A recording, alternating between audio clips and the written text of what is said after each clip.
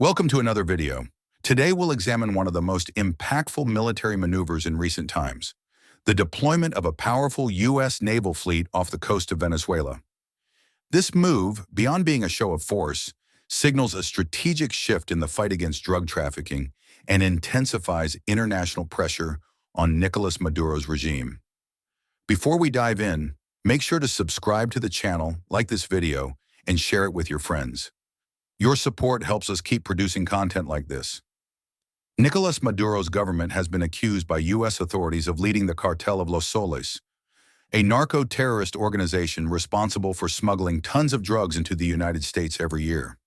In response, the U.S. Department of Defense officially designated Maduro as an international fugitive, escalating diplomatic and military tensions between the two nations. Venezuela reacted by mobilizing 4.5 million militia members and placing its armed forces on high alert. However, this internal response stands in stark contrast to the firepower and technological superiority of the U.S. fleet deployed in the region. The American naval force includes 3 Arleigh Burke-class destroyers, equipped with Aegis combat systems, Tomahawk missiles, SPY-1D radar, and SH-60 Seahawk helicopters. These ships can execute precision strikes on land targets and provide large-scale air and submarine defense. 1 Wasp-class amphibious assault ship, essentially a small aircraft carrier capable of operating up to 20 F-35B fighter jets, assault helicopters, and landing craft for direct deployment on hostile shores, ideal for projecting force deep into enemy territory. 2 San Antonio-class amphibious transport docks. Each carries over 800 Marines, amphibious vehicles, and helicopters. With onboard medical facilities and stealth design, they're built for sustained operations in hostile environments. 1 Littoral Combat Ship, LCS. Designed for shallow waters and asymmetric threats, such as fast boats used by drug cartels. Agile and modular, it's armed with Hellfire missiles and medium-caliber cannons. 1 Virginia-class attack submarine. Nuclear-powered and equipped with advanced sensors, it can conduct intelligence missions and precision strikes using Tomahawk missiles and torpedoes. Its stealth capabilities make it nearly undetectable. The Venezuelan Navy, by comparison, operates around 30 vessels, including offshore patrol ships, corvettes, and a few aging Italian-built frigates. On paper, these ships are intended for coastal patrol and territorial defense, but in practice, they suffer from severe maintenance issues and outdated technology, worsened by international sanctions. Venezuela's frigates, for instance, were acquired in the 1980s and 1990s and still rely on obsolete combat systems.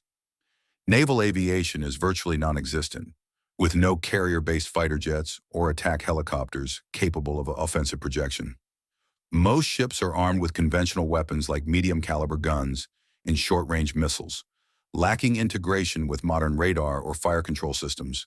Furthermore, Venezuela does not possess nuclear submarines, stealth-capable vessels, or advanced electronic warfare systems. The reliance on imported parts and limited technical resources makes fleet maintenance a constant challenge.